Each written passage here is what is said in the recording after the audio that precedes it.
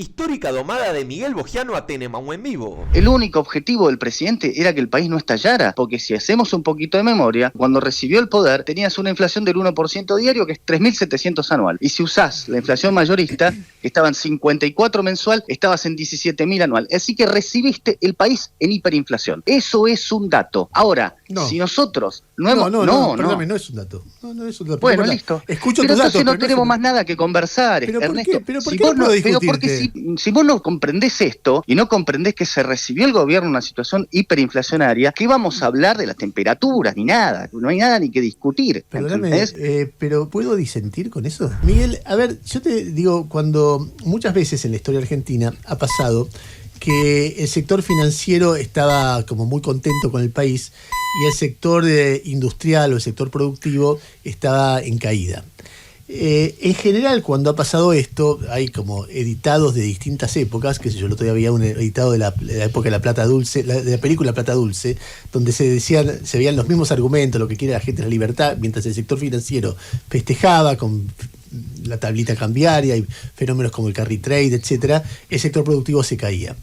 Algo parecido pasó hace poquito, en los comienzos del 2016, otra vez el riesgo del país caía, los bonos subían, etcétera, etcétera, etcétera, y el sector productivo caía. Y en general, cuando pasó eso, las cosas no terminaron bien. ¿Por qué crees que ahora sí van a terminar bien? Porque en realidad las situaciones que estás describiendo son todas distintas. Entonces, hablar de que se va a destruir la industria es al menos demasiado pronto para decirlo. Pero incluso, insisto, estás hablando de fenómenos totalmente diferentes de por qué se causaron. Bueno, la época de la plata... ¿Por qué ahora sería distinto? Déjame que te lo explique. En la época de la plata dulce, vos lo que tuviste fue una baja de todo tipo de barreras de importación y demás, sin tener ninguna reforma acá adentro, ¿sí? Entonces, por supuesto, si vos hacés que compita los productores locales, el empresario local, con un montón de impuestos y un montón de cargas laborales, con el resto del mundo que no tiene esas condiciones, los vas a fundir, ¿sí? En la época de Macri, la situación que estabas describiendo, el 2016, bueno, tuvo que ver con que tomaste una montaña de deuda y te volviste un país recontra caro porque tenías miles y miles de millones de dólares que los transformabas en pesos para financiarte. Porque tomaste deuda en dólares, la pasabas a pesos y además, para peor, la esterilizabas con las LEVACs. ¿Sí? Así que es una situación diferente. Ahora, lo que estás teniendo es un programa de estabilización que está basado en, como dije antes, en tener superávit fiscal que no tuviste con Macri, ni remotamente, y cuando decidió tenerlo, era tarde, porque además también esto importa en qué momento vos decidís tomar la decisión. Macri lo decidió muy tarde, en el último año, y ni remotamente con la convicción que lo hizo Milei, que decidió hacerlo del minuto cero. ¿Sí? Entonces, eso es lo que te hace que vos empieces por lo pronto a estabilizar la economía, que en este momento el único objetivo del presidente era que el país no estallara, porque si hacemos un poquito de memoria, y él lo dijo en las escalinatas del Congreso, cuando recibió el poder tenías una inflación del 1% diario, que es 3.700 anual. Y si usás la inflación mayorista, que estaba en 54 mensual, estabas en 17.000 anual. Así que recibiste el país en hiperinflación. Eso es un dato.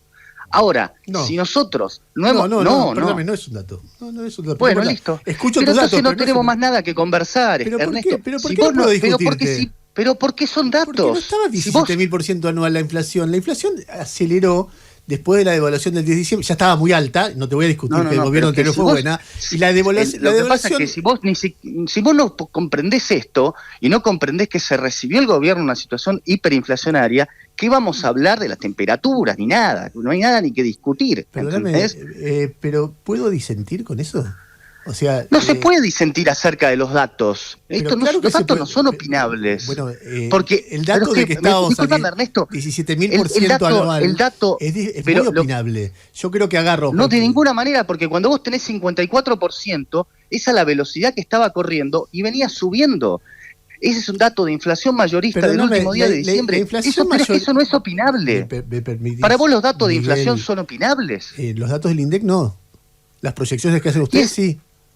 Pero no te estoy hablando de ninguna proyección mía. Yo no te estoy hablando de ninguna proyección mía. Sí, estás hablando, y las causas que ustedes atribuyen a las cosas también son opinables. O sea, si vos agarras y decís el 50% de la inflación mayorista de diciembre, claro, proyectado un año, da lo que vos estás diciendo, es cierto. ¿Cuál es la causa? La causa de ese 52% en parte es la herencia recibida y en parte es la devaluación del 110%, 120% aplicada el 10 de diciembre. Es bastante obvio que es así.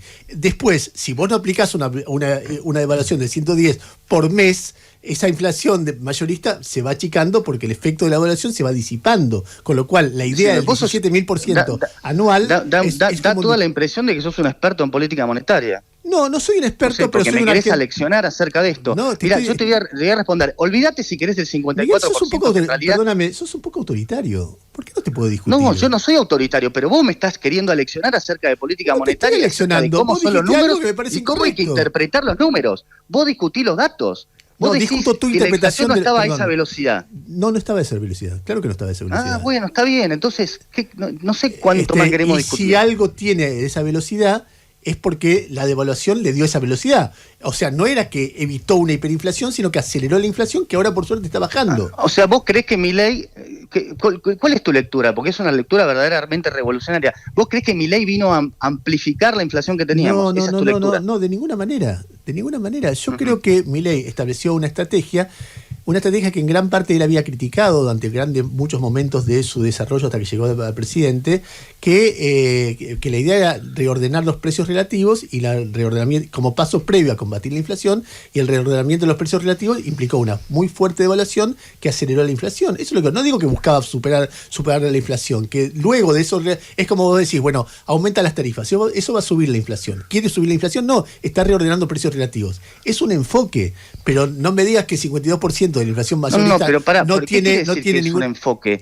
¿Qué quiere decir que es un enfoque? Que la forma de entender la economía hay muchos enfoques. Uno es el de ustedes. No, pero momento. Acá por lo menos vamos a estar en claro que la inflación en Argentina venía subiendo sin interrupción desde el año 2003, ¿o no? Sí. ¿Estamos de acuerdo con eso o no?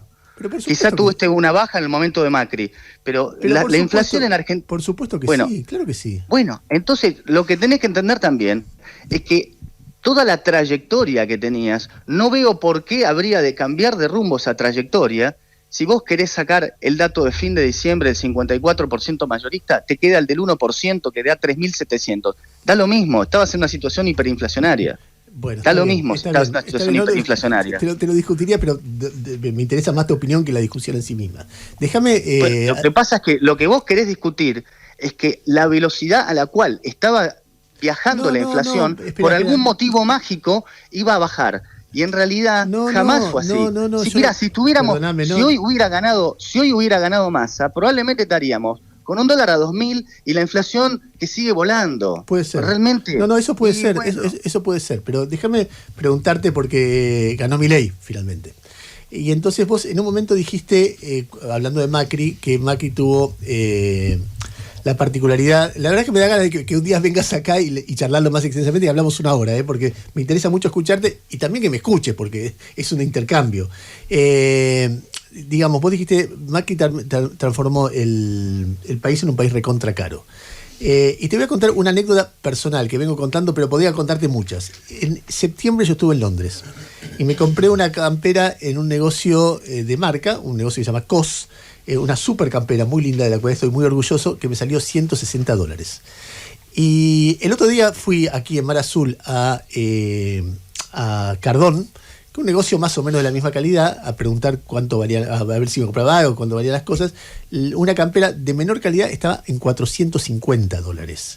O sea, el otro día leía una nota de Durán Barba, donde contaba, él compra un paquete de medicamentos, cuánto valía acá en Ecuador y en Brasil y en Perú. Acá valía el doble del país donde más valía. ¿No te parece que hay un problema ahí que se llama históricamente atraso cambiario, o que se está generando un problema de ese tipo?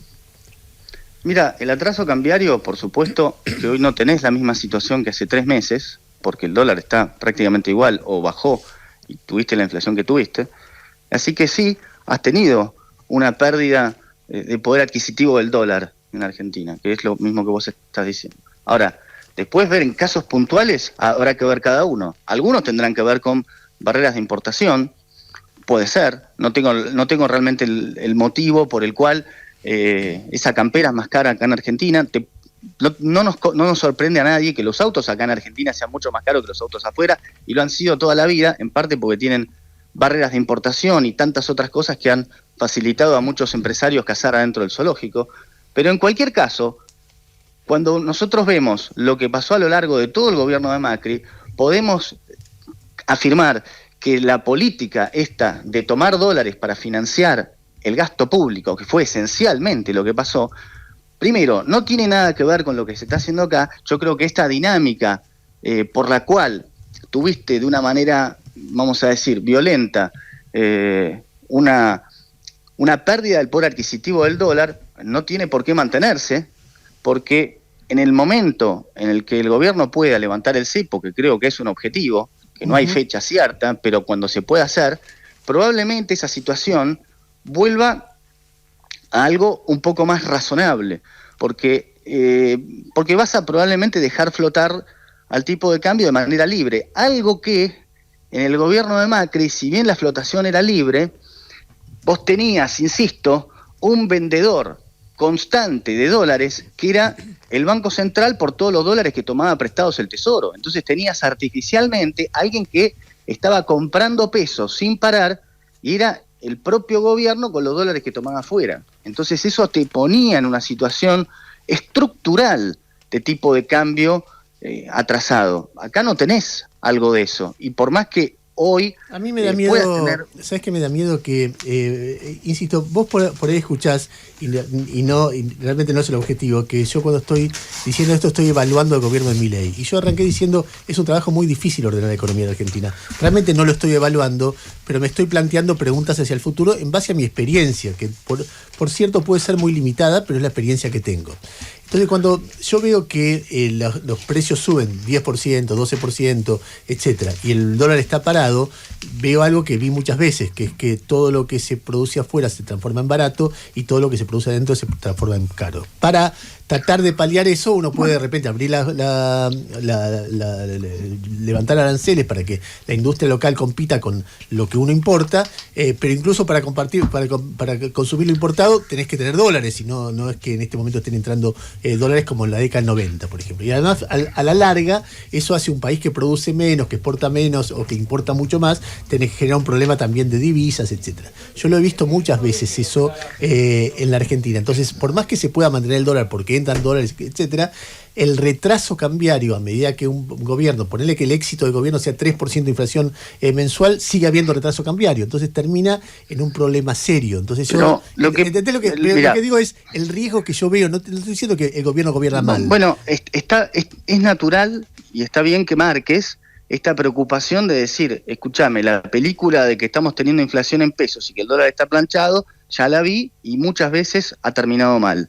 Y yo la entiendo, esa preocupación, pero te confieso que yo no tengo encima esa preocupación tan grande, porque entiendo que los otros momentos que se ha generado eso ha sido por alguna acción particular del Estado. Y déjame hablar solamente del caso de Macri, que lo tenemos todos presente, por esta gran deuda que se tomó, insisto. Entonces tenías alguien que era del propio Estado que estaba vendiendo los dólares contra pesos. Esa situación hoy no la tenés, no la vas a tener. Y sí estás atravesando en estos meses todo el proceso que se conoce como descubrimiento de precios, donde efectivamente, cuando vos tenés un periodo muy largo de inflación, lo que termina pasando es que los malos se esconden detrás de los buenos. Los empresarios que hacen las cosas bien ponen el precio que creen que es correspondiente, y los otros que quizás son un desastre administrando, tienen mal los costos, pasan todo a precios y de esa manera resuelven los temas. Cuando la inflación baja, ya empezás a ver de vuelta cuánto es un precio. Hoy nadie sabe lo que es un precio. Si ahora cuando cortás conmigo es una pregunta y en la radio le decís a la gente cuánto sale una pizza de mozzarella, vas a ver que te van a decir precios totalmente disímiles, porque nadie sabe cuál es el precio, porque perdimos el precio de referencia todos a lo largo de tanto tiempo. Entonces eso también es toda una dinámica que se va a ir recuperando. La misma dinámica por la cual los supermercados empiezan a bajar precios de determinados productos porque habían hecho sus estimaciones con un dólar de 1.500 y resulta que el dólar vale 1.000 y que la gente ve los precios y a veces no le puede comprar y a veces elige no comprarle para no convalidar yo por ejemplo, precios altos. Yo estoy eligiendo no comprar, claramente, muchas cosas. A ver, Miguel, déjame hacerte Ay, se me escapa. Sí, uno de los planteos que a mí siempre me pareció, cuando siempre se dice tenemos que llegar al superávit fiscal, cosa con la que estoy de acuerdo, es que llegar a un superávit fiscal es una operación muy sofisticada. Y yo he visto, no solamente acá, sino en el mundo muchas veces, que se busca llegar al superávit fiscal generando generando un ajuste. Ese ajuste genera una recesión y lo que se ajustó por el lado de los gastos se vuelve a ajustar por el lado de los ingresos y entonces tenés menos producción y sobre todo volvés al punto inicial.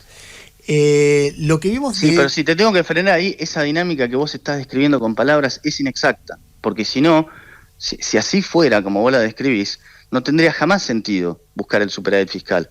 ¿Te das cuenta? Porque después, en realidad, esa es como la primera etapa. Vos acabás de describir la primera etapa, perfecto. pero después la dinámica va cambiando. Pero es importante esto, porque buena parte de la dificultad de la economía es que en distintos momentos una receta va surtiendo efectos diferentes. Entonces vos acabás de escribir el inicio y la descripción es palabra más, palabra menos acertada, pero después no termina ahí la película, va cambiando. ¿Te das cuenta? Eso es lo... Pero fíjate, por ejemplo, en este momento, los últimos datos de recaudación son una caída histórica de la recaudación en Argentina. Entonces, que va a afectar seguramente el resultado fiscal, no sé si a nivel de producir déficit, mucho déficit, poco superávit, pero va a ser peor seguramente que los datos de enero y febrero, porque la caída de recaudación fue, más allá de lo que todos los economistas yo leía que esperaban, fue mucho más grande. Entonces, en ese contexto, ¿por qué se revertiría? Porque vos salís de la recesión, pero al salir de la recesión, eso te genera más inflación, porque la recesión lo que buscaba era que se genere inflación. Podés salir por más consumo, ¿cómo salís de eso? No, pero espera porque hay muchas de las partes que vos afirmás que yo no estoy de acuerdo, que son inexactas. Porque vos cuando decís la recesión busca, discúlpame, ¿qué? Atacar la inflación, en realidad la recesión es un efecto no deseado de lo que termina pasando para equilibrar las cuentas, que en el caso particular de Argentina, porque además tenés que entender por qué llegamos a la recesión. Una parte importante de por qué se llega a la recesión es porque vos tuviste que sincerar un montón de precios que antes eran fabricados o fantasiosos, y por supuesto vos tenés ese salto en precios que termina siendo inflacionario, y después resulta que los salarios de la gente no cambiaron. Es decir, que el ingreso disponible para comprar cosas es menor. Claro. Así que la gente puede comprar menos cosas porque de repente, de un día para el otro, muchos precios saltaron. Ahora, en la medida, esa es la foto del minuto cero. Ahora, eso después continúa evolucionando. Entonces, porque además eso tiene ¿y qué pasa? Un efecto... ¿Qué imaginas que va a pasar? Esperá, y bueno, te voy a tratar de explicarte. Dale. Al menos alguna parte. Lo que pasa es que eso tiene además un efecto, que es que al principio también hay gran parálisis, porque hay gran incertidumbre acerca de lo que va a suceder. Entonces, en la medida en que vos vas conteniendo la inflación y la inflación va bajando, lentamente los salarios pueden ir equiparándose, superando la inflación, y en el momento que vos conseguís esa situación, entrás nuevamente en el círculo virtuoso. Quería hablar un poco de lo que va a ser las elecciones del 2025. Obviamente vamos a arrasar, eso para mí ya está, o sea, vamos tranquilo, como siempre hay que ir tranquilo, pero a ver, yo pienso que vamos a ganar muy ampliamente, porque me parece que la gente se dio cuenta de qué es acá, cuál era el problema, que el problema era la inflación, porque a medida que la inflación va bajando, porque ustedes piensen que si ahora la inflación es del 3 por mes, o del 2 y pico, ustedes piensen que cuando sean las elecciones va a ser mucho menos, porque la inercia inflacionaria ya va a bajar. Y cuando la gente vea que no hay inflación, ¿cómo es vivir sin inflación? Va a empezar a decir, yo puedo tener proyección hacia el futuro. No hace falta que me estoquee todo el tiempo de alimentos, no hace falta que piense constantemente en cuánto me va a subir el alquiler, porque, por ejemplo, este problema del alquiler, que dice, no, porque la ley de alquileres, derogaron la ley de alquileres y es nefasta. Es nefasta la inflación. ¿Cómo una ley va a ser nefasta? Sí, hay leyes nefastas, pero digo, ¿cómo el decir que el inquilino negocie con el propietario del precio va a ser nefasto? ¿En qué país se vio eso? En un país donde hay inflación. Lo normal es que vos negocies con el que te va a vender algo, lo que vos quieras. Y entonces podés ir a otro, y ahí es donde aparece la oferta. Si vos vas a un kiosco y te dice el tipo, por esta agua, quiero un agua, le decís. Te dice, bueno, dale $20.000 el agua. Y vos le decís, no quiero. Perfecto, ahí está, y se dio el trato. Él te ofreció agua y vos le dijiste que no quiero, perfecto, y te vas a otro. Y eso tiene que pasar con los alquileres. Pero ese no es el problema. O sea, estamos haciendo lo más lógico, lo estamos haciendo complicado. El problema es la inflación. Entonces, cuando la gente vea que se le actualiza cada 3 meses el contrato, ¿no? Pero la inflación es el 1% mensual, como en cualquier país normal, de hecho, tiene que ser del 0, y pico, 0,5, 0,4. Claro, te va a aumentar cada 3 meses y te va a pasar de 300.000 a 305.000, ¿no? O a 300, no sé, 310.000. No te va a hacer nada, no, es insulso el aumento, ¿no? Es como, bueno, está bien. Lo mismo con la expensa, con todo va a ser, y eso me parece que es fundamental, gente, no la estamos viendo, no estamos sabiendo para dónde vamos, pero eso es fundamental. Lo mismo que el tipo de cambio, que no se te vaya, que no se te vaya, que no se te vaya siempre el dólar. Entonces, me parece que es fundamental el riesgo país, poder pedir prestado plata afuera, cuando empiecen a aparecer los créditos hipotecarios, no UVAs, sino el crédito hipotecario, sin UVA, ¿no? Que obviamente falta para eso, pero por eso es fundamental, gente, seguir dando la batalla y seguir pensando en todo esto. Así que nada, gente, un saludo, nos vemos.